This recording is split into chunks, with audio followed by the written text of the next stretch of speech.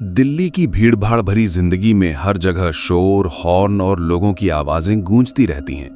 लेकिन रात के समय शहर के कुछ कोने ऐसे भी होते हैं जहां अजीब सी खामोशी उतर आती है। ऐसी ही एक जगह है द्वारका के सेक्टर 12 के पास बना एक पुराना स्कूल, जो आज भी खड़ा तो है, लेकिन शाम ढलते ही उसके पास से गुजरने वाले लोग कदम तेज कर लेते हैं। आसपास के लोगों का कहना है कि उस स्कूल में जो हुआ था उसके बाद से वहां कुछ ठीक नहीं रहा।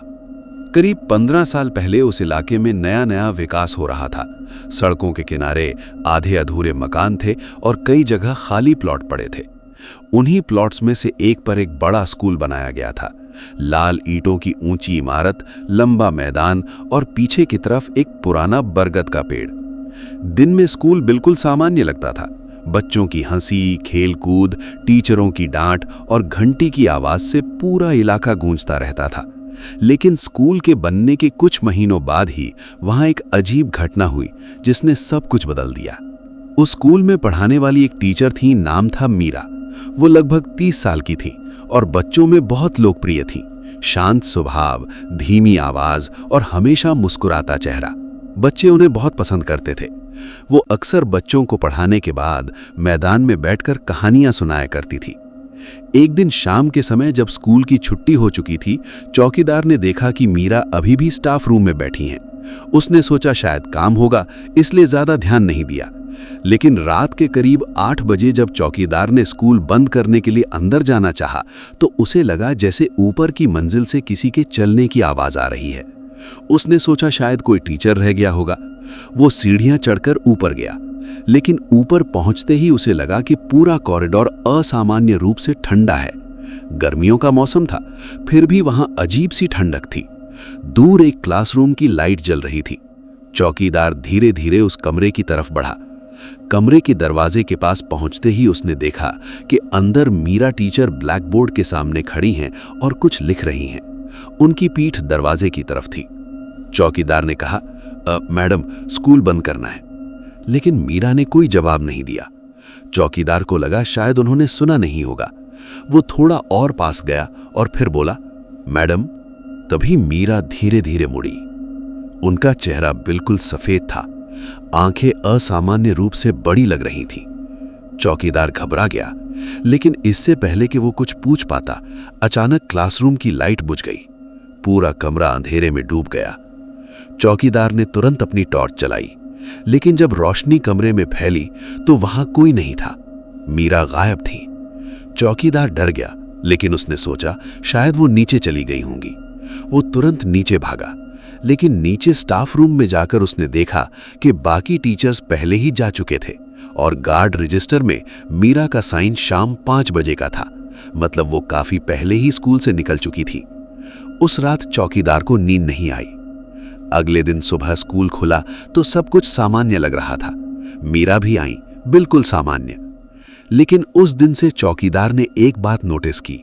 शाम के समय अक्सर ऊपर वाली मंजिल से कुर्सी खिसकने या कदमों की आवाजें आने लगी। धीरे धीरे ये बातें बाकी स्टाफ तक भी पहुंच गई। कुछ महीनों तक सबने इसे नजरअंदाज किया, लेकिन असली घटना एक बरसात वाली शाम को हुई। उस दिन स्कूल में एक विशेष कार्यक्रम था, इसलिए कुछ बच्चे और टीचर्स देर तक रुके हुए थे। बाहर तेज बारिश हो रही थी, बिजली भी बार बार जा रही थी। करीब 7 बजे तक स्कूल लगभग खाली हो गया। सिर्फ मीरा और एक और टीचर संजय बचे थे। संजय ऑफिस में कुछ फाइलें देख रहे थे और मीरा ऊपर वाली क्लास में बच्चों के प्रोजेक्ट्स जमा कर रही थी। अचानक ऊपर से एक चीख सुनाई दी। संजय चौंक गए। वो तुरंत सीढ़ियां चढ़कर ऊपर गए, लेकिन ऊपर पहुंचते ही जो उन्होंने देखा उसे वो जिंदगी भर नहीं भूल पाए। कॉरिडोर के बीचों बीच मीरा जमीन पर गिरी हुई थी। उनकी आंखें खुली हुई थी और चेहरा डर से जमे हुए जैसा था। ऐसा लग रहा था जैसे उन्होंने मरने से पहले कुछ बेहद भयानक देखा हो। संजय तुरंत नीचे भागे और चौकीदार को बुलाया। एम्बुलेंस आई, लेकिन डॉक्टरों ने बताया कि मीरा की मौत हो चुकी थी।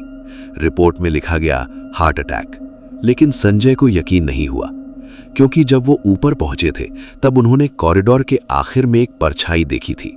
एक औरत की परछाई जो धीरे धीरे दीवार में समा गई थी। मीरा की मौत के बाद स्कूल में अजीब घटनाएं शुरू हो गई।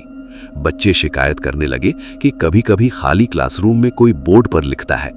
कुछ बच्चों ने कहा कि उन्हें कॉरिडोर में एक टीचर दिखाई देती है जो अचानक गायब हो जाती है। एक दिन तो हद हो गई। एक छात्र राहुल रोते हुए क्लास से बाहर भागा। उसने बताया कि पीछे वाली बेंच पर कोई बैठा था।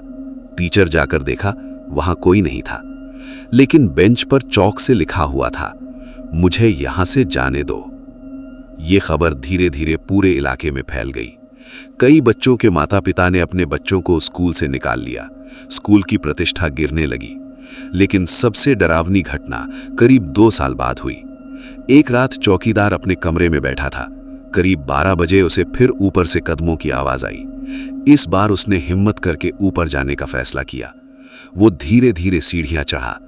कॉरिडोर में हल्की पीली लाइट जल रही थी और उस लाइट के नीचे कोई खड़ा था।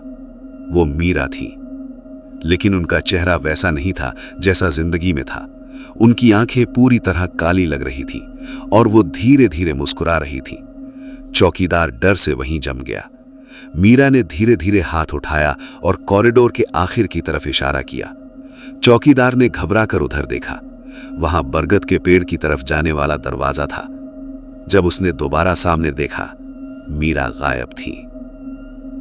अगली सुबह चौकीदार ने स्कूल प्रिंसिपल को सब बताया, लेकिन किसी ने उसकी बात पर यकीन नहीं किया। कुछ महीनों बाद चौकीदार ने नौकरी छोड़ दी, लेकिन कहानी यहीं खत्म नहीं हुई। आज भी उस इलाके के लोग कहते हैं कि देर रात अगर कोई उस स्कूल के पास से गुजरता है तो ऊपर वाली मंजिल की खिड़की में कभी कभी एक औरत खड़ी दिखाई देती है। कुछ लोगों ने तो ये भी दावा किया है कि खाली क्लासरूम में चौक से अपने आप शब्द लिख जाते हैं। और सबसे अजीब बात, बरगद के उस पेड़ के पास कभी कभी बच्चों की हंसी सुनाई देती है, हालांकि वहां उस समय कोई नहीं होता। लोगों का मानना है कि उस स्कूल की जमीन पहले किसी पुराने मकान की थी, जहां सालों पहले एक परिवार के साथ बहुत बुरी घटना हुई थी। शायद उसी का असर आज भी वहां मौजूद है। सच क्या है कोई नहीं जानता, लेकिन एक बात जरूर है, अगर आप कभी रात के समय के उस पुराने स्कूल के पास से गुजरें तो कोशिश कीजिए कि ऊपर वाली मंजिल की खिड़की की तरफ न देखें, क्योंकि कई लोगों का कहना है अगर आप उसे एक बार देख लें तो वो आपको भी देख लेती है।